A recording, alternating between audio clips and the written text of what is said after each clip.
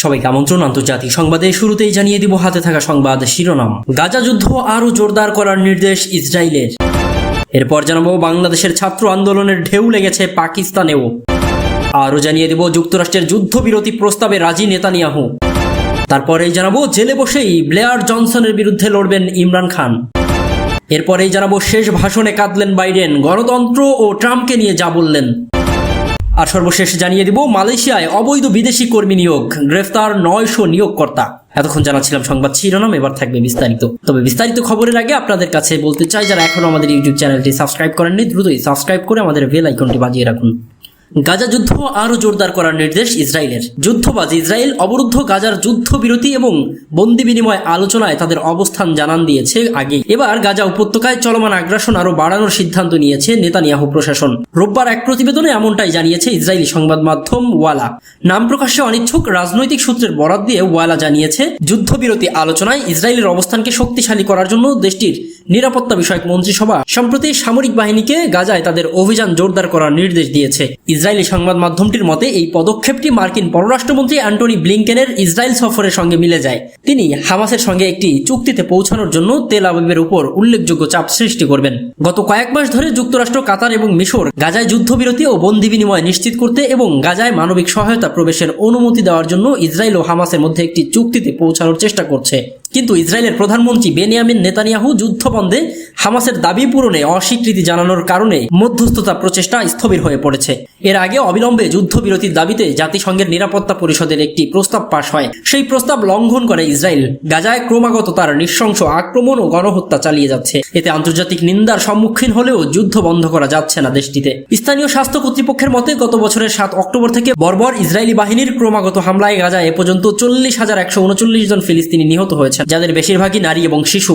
এছাড়া প্রায় 93,000 ফিলিস্তিনি আহত হয়েছে। ইসরায়েলি আক্রমণের 10 মাসেরও বেশি সময়ে খাদ্য, বিশুদ্ধ পানি এবং ঔষধের অবরোধের মুখে গাজার বিস্তীর্ণ অঞ্চল ধ্বংসস্তূপে পড়ে আছে। বাস্তুচ্যুত হয়েছেন 20 লাখেরও বেশি ফিলিস্তিনি। নারী ও শিশু হত্যাকারী ইসরায়েলের বিরুদ্ধে আন্তর্জাতিক বিচারক আদালতে গণহত্যার অভিযোগ রয়েছে, যা তাকে অবিলম্বে রাফা শহরে তার সামরিক অভিযান বন্ধ করার নির্দেশ দিয়েছে। এদিকে বাংলাদেশের ছাত্র আন্দোলনের ঢেউ লেগেছে পাকিস্তানেও। বাংলাদেশের ছাত্র আন্দোলনের ঢেউ যেন আছড়ে পড়েছে পাকিস্তানেও। সরকার পতনের দাবিতে উত্তাল উপমহাদেশের এই দেশটি। সেই সাথে সাবেক প্রধানমন্ত্রী ইমরান খানের মুক্তির দাবিও জানাচ্ছে শিক্ষার্থীরা। তবে কি বাংলাদেশের মতো একই পথে হাঁটছে পাকিস্তান? পাক গণমাধ্যমের দাবি, হাসিনা সরকারের পতন ঘটানো বাংলাদেশি ছাত্রদের আন্দোলনে অনেকটাই প্রভাবিত দেশটির শিক্ষার্থীরা। বাংলাদেশ থেকে জুগিয়েছে বিক্ষোভের অনুপ্রেরণাও। বাংলাদেশি ছাত্র আন্দোলনের ছাপ অনেকটাই স্পষ্ট। পাক রাজপথেও নানা ধরনের বাংলা স্লোগানে মুখরিত হচ্ছে দেশটির রাজপথ। শুধু তাই নয়, রাস্তায় রাস্তায় বিক্রি হচ্ছে লাল সবুজের পতাকা। পাকিস্তানি পতাকার পাশাপাশি যা হাতে নিয়ে মিছিল করছে দেশটির ছাত্র জনতা। এদিকে আন্দোলনকারীদের ধর্ম নিয়ে প্রশ্ন তুলেছে পাকিস্তানের সেনাপ্রধান জেনারেল আসিম মুনির। বলেন, আন্দোলনকারীরা মুসলিম নয়। আর গেল শুক্রবার দেশের সংবিধান পুনরুদ্ধার এবং ছাত্র সংঘগুলোকে উজ্জীবিত করতে আন্দোলনের ডাক দেয় পাকিস্তানের প্রধান বিরোধী দল পিটিআই এর ছাত্র শাখা আইএসএফ। 30 আগস্টের মধ্যে ইমরান খানকে মুক্তির আলটিমেটামও দেয় পাকিস্তানের স্টুডেন্ট ফেডারেশন। এদিকে যুক্তরাষ্ট্রের যুদ্ধবিরতি প্রস্তাবে রাজি নেতানিয়াহু। ফিলিস্তিনের গাজায় যুদ্ধবিরতি কার্যকর করতে ইসরায়েলের শীর্ষ কর্মকর্তাদের সঙ্গে কয়েক দফা বৈঠক করেছেন কাতার সহ মধ্যপ্রাচ্যের বেশ কয়েকটি দেশ। তবে প্রতিবারই যুদ্ধবিরতি কার্যকর করতে কঠিন সব শর্ত জুড়ে দিয়েছেন নেতানিয়াহু। তাতেই চ্যালেঞ্জের মুখে পড়ছে যুদ্ধবিরতি কার্যকর ইস্যু। তবে এবার যুক্তরাষ্ট্রের যুদ্ধবিরতি প্রস্তাবে রাজি হয়েছেন নেতানিয়াহু। সোমবার তেল আবিবে এমন দাবি করেছে মার্কিন পররাষ্ট্রমন্ত্রী ব্লিংকেন জানিয়েছে, যুদ্ধবিরতি নিয়ে নেতানিয়াহুর সঙ্গে তার খুব কার্যকর বৈঠক হয়েছে। সেখানে নেতানিয়াহু তাকে জানিয়েছে, যুক্তরাষ্ট্র যে যুদ্ধবিরতির প্রস্তাব দিয়েছে তা তিনি মেনে নিচ্ছেন। এখন হামাস তা মেনে নিলেই এই অঞ্চলে আর যুদ্ধ থাকবে না। ব্লিংকেন বলছেন, ইসরায়েলের বন্দীদের মুক্তি দিয়ে গাজায় ফিলিস্তিনিদের স্বস্তি ফেরানোর বিষয়টি এখন হামাসের উপর নির্ভর করছে। এটা নির্ণায়ক মুহূর্ত। যুদ্ধবিরতি করে বন্দীদের ঘরে ফেরানো এবং দীর্ঘস্থায়ী শান্তি প্রতিষ্ঠা, এর থেকে ভালো সুযোগ সম্ভবত আর পাওয়া যাবে না। যুদ্ধবিরতি কার্যকরের শুরু থেকেই মধ্যস্থতা করছে কাতার। কাজেই ব্লিংকেন এখন কাতারে যাবেন এবং সেখানে গিয়ে কাতারের সঙ্গে যুদ্ধবিরতির বিষয়টি নিয়ে কথা বলতে পরবর্তী পদক্ষেপ নিয়ে আলোচনা করবেন। আর সেটি হলে ইসরায়েল হামাস সংঘাত শুরুর পর 10 মাসে এই নিয়ে 9 বার মধ্যপ্রাচ্যে সফর করবেন ব্লিংকেন। মধ্যস্থতাকারীদের একটা অংশ অবশ্য মনে করছেন যুদ্ধবিরতি চুক্তি এবারই হয়ে যাবে। তবে ইসরায়েল ও ইরান ইরানের মধ্যে উত্তেজনার ফলে এই সংঘাত আরও বাড়ার আশঙ্কাও করছেন অনেকে। জানিয়ে চলতি সপ্তাহের শেষের দিকে মিশরে যুদ্ধবিরতি নিয়ে আলোচনা হবে। সেই আলোচনার আগে অবশ্য নেতানিয়াহু সতর্ক করে বলেছেন, আলোচনার সময় কেউ যেন এমন কোনো কাজ না করে যাতে এই প্রক্রিয়া বানচাল হয়ে যায়। এদিকে জেলে বসেই ব্লেয়ার জনসনের বিরুদ্ধে লড়বেন ইমরান খান। যুক্তরাজ্যের অক্সফোর্ড বিশ্ববিদ্যালয়ের চ্যান্সেলর পদে প্রতিদ্বন্দ্বিতা করতে মনোনয়নপত্র জমা দিয়েছেন পাকিস্তানের সাবেক প্রধানমন্ত্রী ও তেহরিক ই ইনসাফ পিটিআই এর প্রধান ইমরান খান। বর্তমানে তিনি রাজনৈতিক মামলায় কারাগারে বন্দী থাকায় তার পক্ষ থেকে একজন প্রতিনিধি এই মনোনয়নপত্র জমা দেন। তার দলের পক্ষ থেকে বলা হয়েছে, কারাগার থেকেই চ্যান্সেলর পদে লড়বেন ইমরান খান। তবে শুধু ইমরান খানই নয়, এই পদের জন্য লড়বেন সাবেক ব্রিটিশ প্রধানমন্ত্রী টনি ব্লেয়ার ও বরিস জনসন।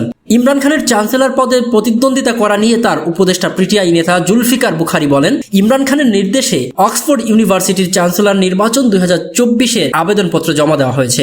আমরা একটি ঐতিহাসিক প্রচারের জন্য সবার সমর্থন প্রত্যাশা করছি। ইমরান খানের প্রতি লোকজনের আগ্রহ আছে, তাই তিনি অক্সফোর্ড ইউনিভার্সিটির চ্যান্সেলর পদে লড়বেন। ব্রিটিশ গণমাধ্যম গার্ডিয়ানের খবরে বলা হয়েছে, অক্সফোর্ড বিশ্ববিদ্যালয়ের কনভোকেশন সদস্যদের উপর চ্যান্সেলর নির্বাচনের দায়িত্ব। চ্যান্সেলর পদে প্রতিদ্বন্দ্বিতা করতে ইচ্ছুক যে কাউকে কনভোকেশনের কমপক্ষে 2 জন সদস্যর মনোনয়ন পেতে হবে, যাতে তাকে যোগ্য হিসেবে বিবেচনা করা হয়। চ্যান্সেলর নির্বাচন প্রসঙ্গে অক্সফোর্ড বিশ্ববিদ্যালয়ের ওয়েবসাইটে বলা হয়েছে, 28 অক্টোবর আটাম টার্মের তৃতীয় সপ্তাহে অনলাইন ব্যালটের মাধ্যমে কনভোকেশনের নতুন চ্যান্সেলর নির্বাচন করতে বলা হবে। নতুন চ্যান্সেলর 10 বছরের জন্য এই পদে অধিষ্ঠিত থাকবেন। ঐতিহ্যগতভাবে চ্যান্সেলর পদটি বিশ্ববিদ্যালয়ের স্নাতকদের জন্য সংরক্ষিত। উল্লেখ্য যে ইমরান খান 1975 সালে অক্সফোর্ড থেকে দর্শন, রাজনীতি ও অর্থনীতি নিয়ে স্নাতক সম্পন্ন করেন। পরে পাকিস্তানের বিশ্বকাপজয়ী অধিনায়ক ইমরান খান 2005 থেকে 2014 সাল পর্যন্ত ব্র্যাডফোর্ড বিশ্ববিদ্যালয়ের চ্যান্সেলর হিসেবে দায়িত্ব পালন করেছেন। এদিকে শেষ ভাষণে কাঁদলেন বাইডেন। গণতন্ত্র ও ট্রাম্পকে নিয়ে যা বললেন। যুক্তরাষ্ট্রের শিকাগোতে ডেমোক্রেটিক ন্যাশনাল কনভেনশন ডিএনসি দেশটির যুক্তরাষ্ট্রের প্রেসিডেন্ট হিসেবে শেষবারের মতো ভাষণ দিয়েছেন জো বাইডেন। বাংলাদেশ সময় 20 আগস্ট মঙ্গলবার দেওয়া ভাষণে তিনি বলেছেন, মার্কিনীদের গণতন্ত্রকে রক্ষা করতে হবে। সাবেক প্রেসিডেন্ট ও রিপাবলিকান প্রার্থী ডোনাল্ড ট্রাম্পকে নির্বাচনে পরাজিত করার এখনই উপযুক্ত সময়। ডিএনসিতে বক্তব্য দেওয়ার সময় বাইডেনের চোখে পানি এসে যায়। বাইডেন দেশের গণতন্ত্রের বিপদ সম্পর্কে সবাইকে সাবধান করে দিয়েছে। তিনি বলেন, গণতন্ত্রের সামনে বিপদ স্পষ্ট। ট্রাম্প যখন প্রেসিডেন্ট ছিলেন তখন অতি দক্ষিণপন্থীরা উৎসাহিত হয়েছে। বাইডেন বলেন, ট্রাম্প তো পুতিনের সামনে ঝুঁকে পড়েন, আমি কখনো তা করিনি, কমলা হ্যারিসও করবে না। তার অভিযোগ, ট্রাম্প দেশের জন্য প্রাণ দেওয়া সেনার অপমান করেছে। তিনি বলেন, যুক্তরাষ্ট্রে রাজনৈতিক সহিংসতার কোনো জায়গা নেই। যখন জিতবে তখন শুধু বলবে দেশকে ভালোবাসা, এটা হয় না। বাইডেন বলেন, যুক্তরাষ্ট্রে ঘৃণারও কোনো স্থান নেই। নিজের সাফল্যের কথাও তুলে ধরেছেন বাইডেন। তিনি বলেন, দেশের উন্নতির পথে একটা অসাধারণ 4 বছর সময় আমরা কাটিয়েছি। যুক্তরাষ্ট্রের অর্থনীতি এখন বিশ্বের সবচেয়ে শক্তিশালী অর্থনীতি। মানুষের রোজগার বেড়েছে, মুদ্রাস্ফীতি কমেছে, ঔষধের দাম কমানো সম্ভব হয়েছে। বাইডেন তার প্রশাসনের প্রশংসা করে বলেছেন, পরিকাঠামো ক্ষেত্রে প্রকল্পগুলো রূপায়ণ হয়েছে। তার দাবি, ট্রাম্পের আমলে কোনো কাজই হয়নি। তার দীর্ঘ ভাষণের শেষে বাইডেন বলেছেন, যুক্তরাষ্ট্রে আমি আমার সেরাটা দেওয়ার চেষ্টা করেছি। তার মতে আগামী প্রেসিডেন্ট নির্বাচন হলো আমেরিকার আত্মাকে রক্ষা করার লড়াই। সেই লড়াইয়ে তিনি কমলা হ্যারিসের পাশে আছেন। এদিকে মালয়েশিয়ায় অবৈধ বিদেশি কর্মী নিয়োগ, গ্রেফতার 900 নিয়োগকর্তা। মালয়েশিয়ায় অবৈধ বিদেশি কর্মী নিয়োগ দেওয়ায় 900 নিয়োগকর্তাকে গ্রেফতার করেছে দেশটির অভিবাসন বিভাগ। সংশ্লিষ্ট সূত্রে জানা গেছে, চলতি বছরের জানুয়ারি থেকে 16 আগস্ট পর্যন্ত ইমিগ্রেশন ডিপার্টমেন্ট জেএমআই মোট 11,903টি অভিযান পরিচালনা করেছে। ইমিগ্রেশনের মহাপরিচালক দাতুক রুসলিন জুসো বলেছেন, নিয়োগকর্তারা অবৈধ অভিবাসী কর্মী নিয়োগের শীর্ষে আছে। একজন মালয়েশিয়ান অবৈধ বিদেশি কর্মীকে নিয়োগ করতে পারে না। তাদের উচিত বৈধ কর্মী নিয়োগ করা যাদের অনুকূলে ইমিগ্রেশনের অনুমতি আছে, কিন্তু তারা অবৈধ বিদেশি কর্মী নিয়োগ করে। ফলে আমরা 900 জন নিয়োগকর্তার শাস্তির আওতায় এনেছি। তিনি বলেন, এই সময়ের মধ্যে পরিচালিত অভিযানে 1,06,432টি পরিদর্শন করা হয়েছে এবং বিভিন্ন অপরাধে মোট 29,030 জনকে গ্রেফতার ও শাস্তির ব্যবস্থা করা হয়েছে। সোমবার 19 আগস্ট এক সংবাদ সম্মেলনে তিনি বলেন, ইমিগ্রেশন বিভাগের মূল ফোকাস হলো নিয়োগকর্তাকে চিহ্নিত করা যারা এই দুটি অপরাধ করেছে, তারপর নিষ্পত্তিমূলক ব্যবস্থা নেওয়া। তিনি বলেন, এত অবৈধ অভিবাসী কর্মীদেরকে যারা আশ্রয় ও কাজ দিচ্ছে তারা আমাদের জনগণ ও নিয়োগকর্তা। তারা যদি অভিবাসী কর্মীদের আশ্রয় ও কাজ না দিত তাহলে তাদের খুঁজে পেতাম না।